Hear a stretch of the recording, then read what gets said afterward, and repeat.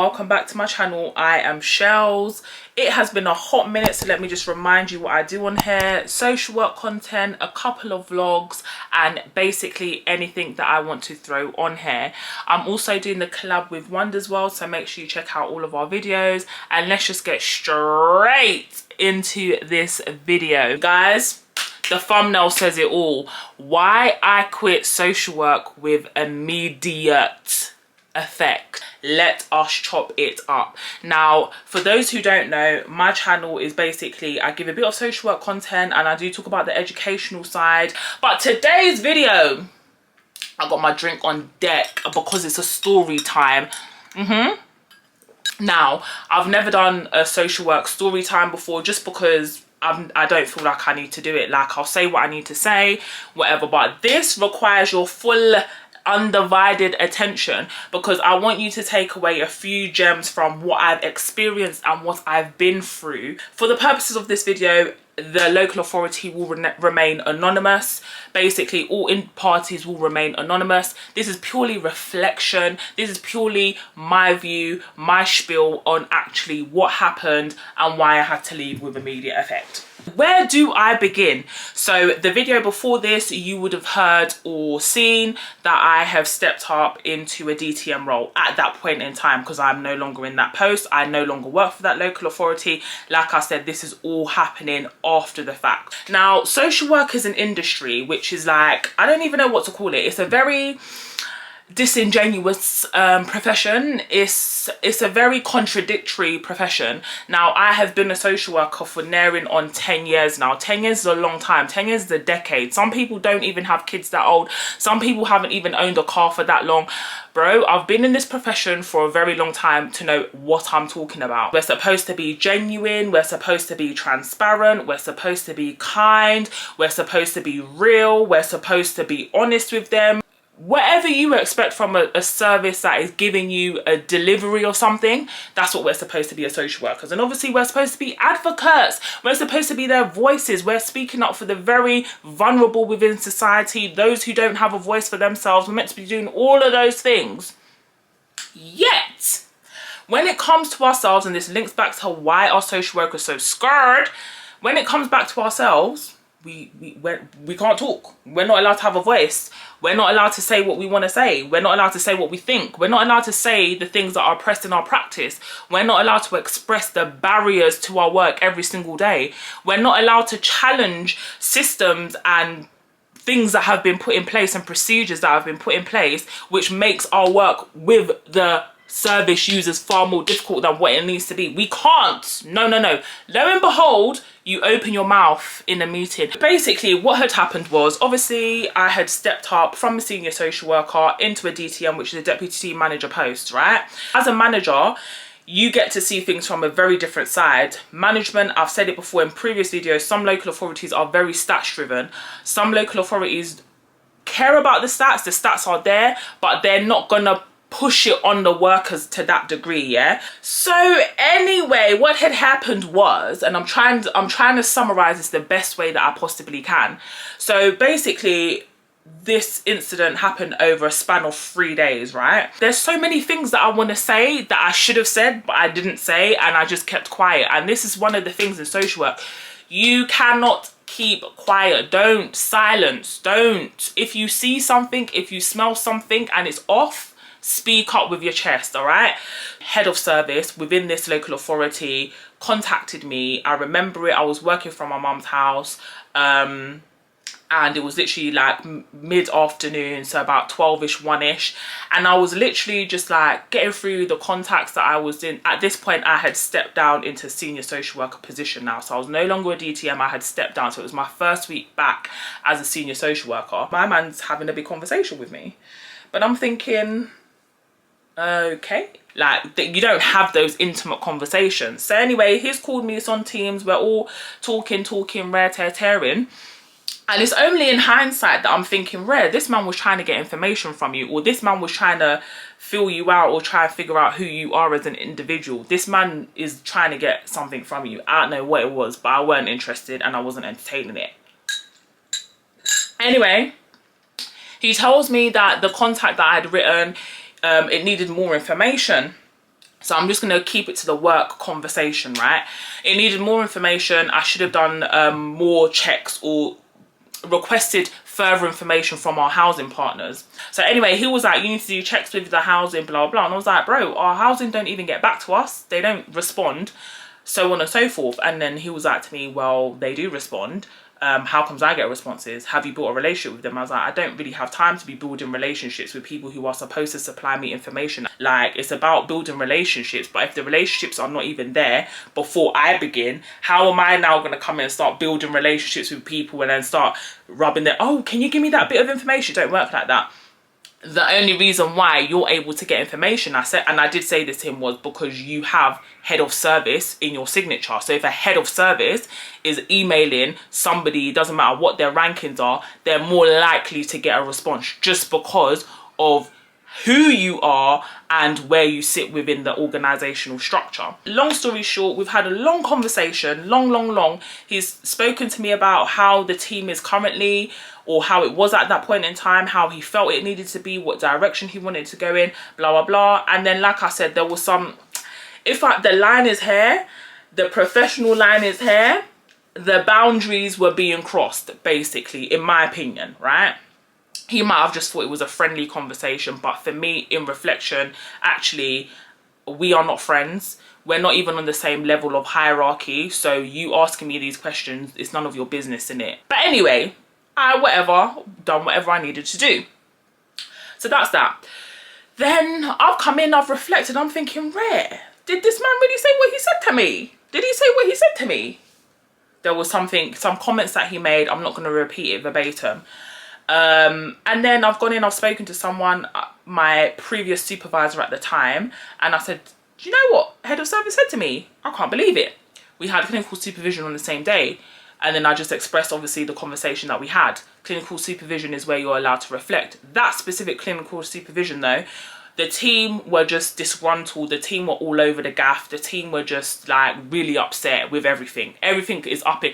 If you can think of the shittest moment in your social work career, that's what that team was going through. So everyone was up in arms. Everyone had everything to say about anything. We all offloaded, and I expressed, obviously, this was a conversation I had. This is what was highlighted. This is what I don't understand because I'm being told to do X, Y, and Z, but this is what I think it should be. The solutions are X, Y, and Z. So that's basically the course that I took. Thought that was all done and dusted. On the same day, we get a random meeting with him in our calendar. So I'm thinking, okay, cool, another meeting. What more? They want us to meet and meet and meet.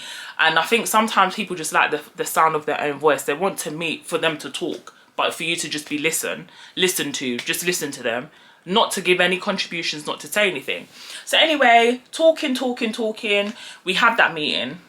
This is where it gets techie in social work, because when a social work manager, when a social works, anyone comes to you and says, this is going to be a transparent conversation, just shut your mouth. Don't say shit. Do not say nothing. Don't say nada. Keep your mouth closed. Don't say nothing. And the only time I will say you need to speak up in that sort of environment is if you're permanent and if they like you and if you're a bum licker. That's the long and short of it. That's all I can say. If you're one of those people that are up your manager's arse and you're like the dog who's done great and you want all the recognition, then cool, you can talk because they love you. If you're a permanent member of staff, it's going to take them a hell in a high hole for them to get rid of you. They've got a long process before they can get rid of your ass. So you can kind of say what you want to say because you know you're protected by the contracts within your employment. But if you are agency, child, you better just keep your mouth shut. Just shut up. If you want your coins, just shut up. Because we're real here, yeah? We just keep it 100. So I'm just telling you guys exactly what happened. So we have this meeting and it was social workers, the head of service and a service manager. Now, I'm sitting there thinking, I clocked. Why is our current service manager not here? Like, what kind of meeting is this? And why are you gathering us like we're children and talking to me like I'm a kid? Do you not know that I'm a big grown ass woman? Like, what is this? Okay, what is this about? And then it's just proceeding. You know when someone just proceeds with rubbish, like you know what they're gonna say is just nonsense, but you're just proceeding with nonsense. So proceeded with the nonsense, and then I'm just sitting there and I'm just like, I'm over this, and I'm just like, I wasn't going to say anything, but then I felt compelled, like, you know, when you get that feeling down here, I felt, actually, let me fling up my hand and let me say what needs to be said. It needs to be said. Like, I cannot be one of those people, and this is just me across the whole spectrum, friendships, relationships, marriage. I'm not going to see something here that is shit, basically, and just let it be shit. I can't do that. It's just not within me. Like, I get pangs of, you need to speak up, because if you don't speak up, this is the problem. When you don't speak up though, and you endure it, and then you either burn out and you crash, or something detrimental happens, because remember, we're working with people's lives, we're working with children. So if I made a massive blunder, yeah, and a child died, for instance, they would want to know why I never spoke up. The silence is that it's actually a mad conundrum, because if you don't speak up, and like I said, something happens like that, you are going to get blamed. When you speak up and you point it out before that blunder happens, you are still blamed. So for me, you're damned if you do and you're damned if you don't. If you don't speak and something happens and it gets to the point where something happens, you'll be blamed. Oh, so you let something happen, but you didn't tell us all of these things that were going on. You never mentioned it. We thought you were okay. So they assume that you're okay. And then when you do speak up, it's like, oh, you're a troublemaker. You're doing too much talking, blah, blah, blah, blah, blah, blah, blah. I literally just sat there and I just highlighted everything that I had contention with. Remember, I've said to you guys, I was previously DTM. So for me, I was talking from the perspective of, I've been DTM. These are my challenges with internal structures, issues that we're having there. Like, it's just mad, like clashing, rejecting cases, having disputes about cases, and I get it. Like, you're not always going to be in agreement, and you're not always going to be attuned to each other. I absolutely get that. But the fact that it's happening so frequently now, like, what is the problem? There is something bigger going on. There are heads of service or service managers who are not in accordance, who are not getting along, and that is now filtering through the organizational structure. And this is me looking at it from an outsider. I'm telling you what I can see and how it's directly impacting my work. Because trust me, I don't have time to be sitting in meetings with managers from A&I who don't want to read the work that we've done, but you want it to be thorough. You want thorough work, but you don't want to read what's in there, and then for us to be battling every second, to-ing and fro-ing. Oh, it's not an assessment, then you're getting onto the social worker's quality and blah, blah, blah, blah, blah. I don't do them things. I don't play those games. Cool. Tell me what needs to be rectified. I will rectify it. If you don't think it needs to be an assessment and I do, I will note my views down. You note your views down. We don't need to have this battle. Brethren, if you don't want something to progress in your team, all you need to do is take accountability and write in that assessment, we are not progressing on X, Y, and Z. Consultation had with X, Y, and Z people, and it will be closed down. Why are you sending it back to me to close it down and do all of this hoo-ha, hoo-ha? So just bare little things that were amounting to big things that were having an impact on the team. So I've just highlighted that. Obviously, head of service, he is getting a bit obviously defensive, like you're saying managers versus like social workers, and it was like, no, I'm not just talking from the opinion of a social worker. I'm expressing to you things that I've already said as a DTM.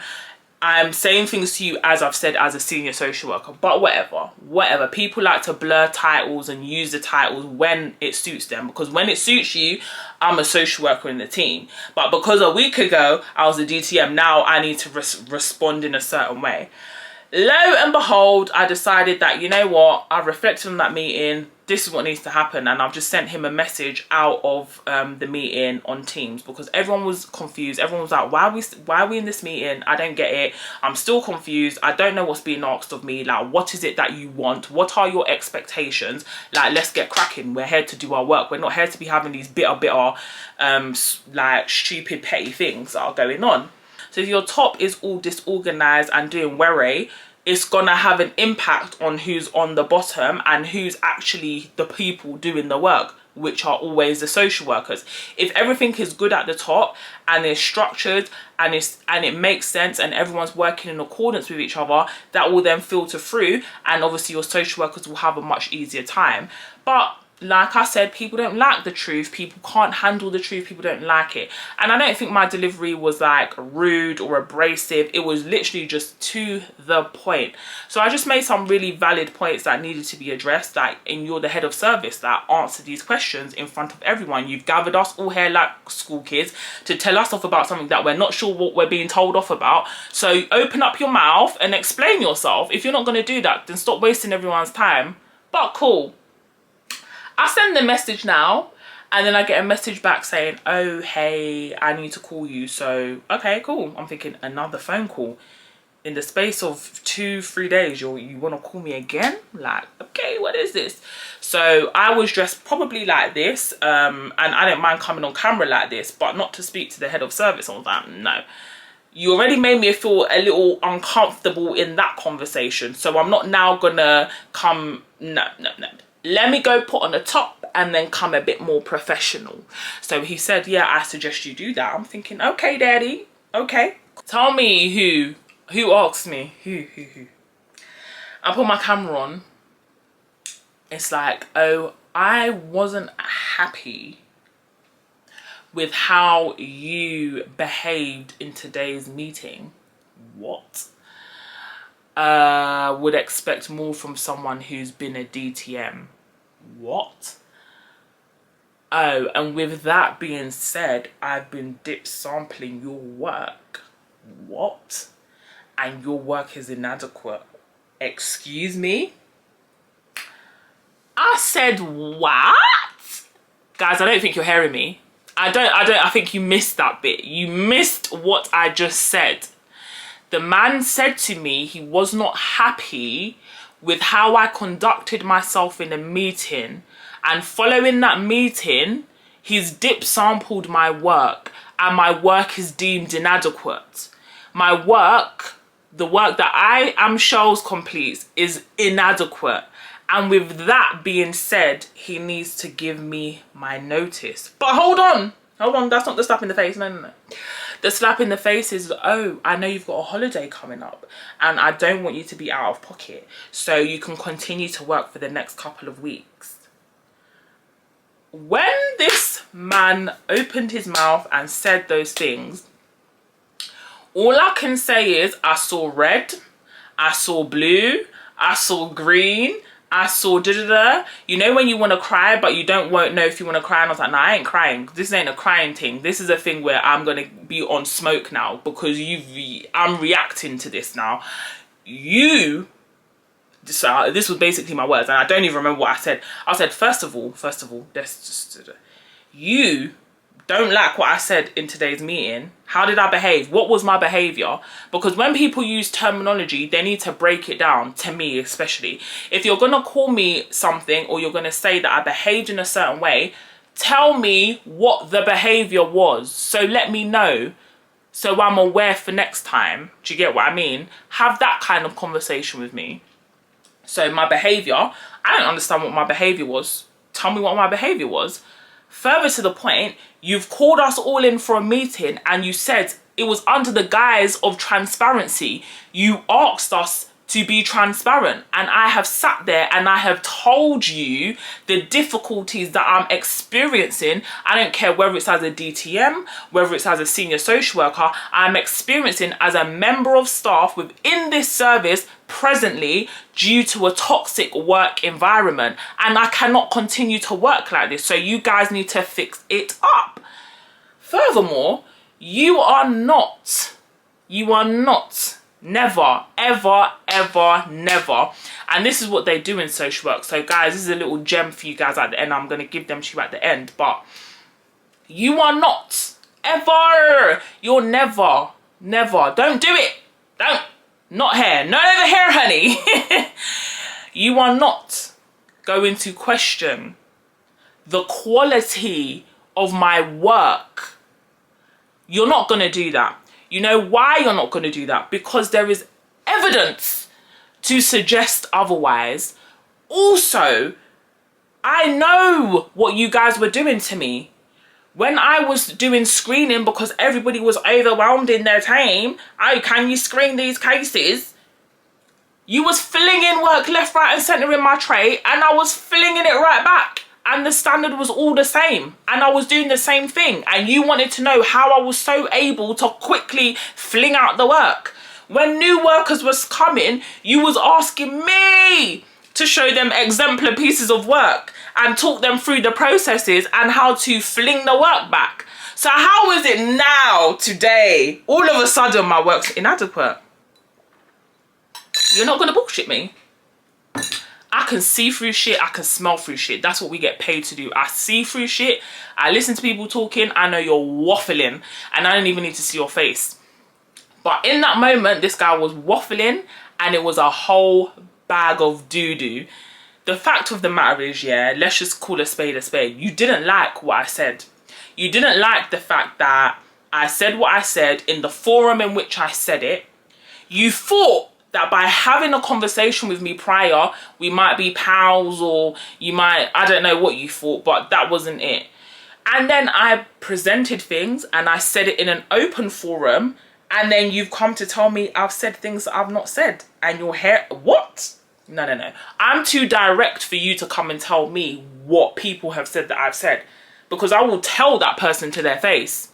If you think there's an issue, if you think that I'm a troublemaker, and you think that I've gone and stirred and mixed trouble and whatever, trust me, call me and that person in the same room and I will tell you what I've said, when I've said it, and how I've said it. Do you get what I mean? So I was like, whoa, what you're not gonna do is question my work. And I think for me, the whole scenario and the whole thing that really grated me was the fact that you questioned the quality, he questioned the quality of my work. All of what I need to say, with that being said, I quit with immediate effect.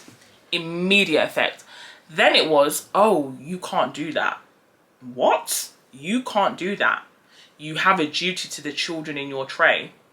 You had a duty to me, boo-boo. You didn't fulfill that duty. You had a duty to make sure that your staff are working in decent environment, that their well-being's looked after, that their emotional well-being's looked after, blah, blah, blah. You haven't fulfilled that duty.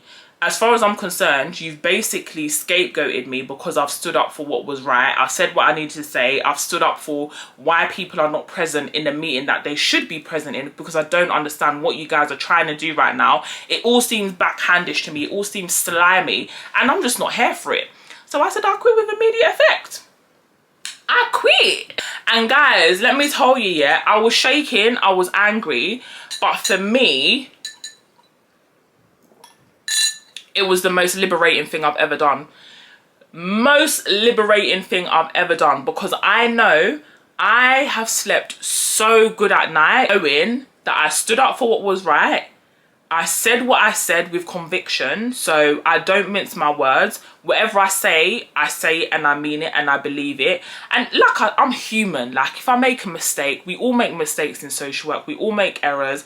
Like, I can openly acknowledge that I've made an error, and I will be quick. Let me go and rectify it, because I don't want my name on something where there's something wrong. I've never had someone say to me, your quality of your work is inadequate.